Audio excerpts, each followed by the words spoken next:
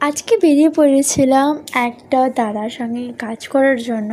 মানে তোমাদের খুব পরিচিত একটা ইউটিউবার বা ভিডিও ক্রিয়েটর, তার সঙ্গে কাজ করার জন্য বেরিয়ে পড়েছিলাম। তো কেন যাচ্ছি, কিসের জন্য যাচ্ছি, কার সাথে, মানে সেই মানুষটা কে, সেটা তোমরা গেলেই জানতে পারবে। তো লোকেশানটা ছিল আমার বাড়ি থেকে বেশ অনেকটাই দূর। তো প্রথমে আমি মাকে ব্যাস বলি আমাকে একটু শিয়ালদাতে ছেড়ে দিতে, কজ আমি অনেক বেশি লেট হয়ে গেছিলাম।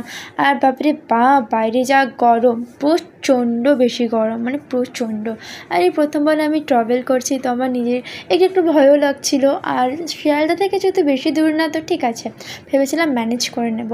কিন্তু বাপরে বাপ যা গরম। আর ট্রেন ঠিক আছে, অটোতে উঠে এতটা সময় লেগেছে, আর অটো থেকে নেবে আবার হাঁটা। যাই হোক, ফাইনালি চলে এসেছি আমি। আর এইখানে আর অনেকে আছে, রিয়া,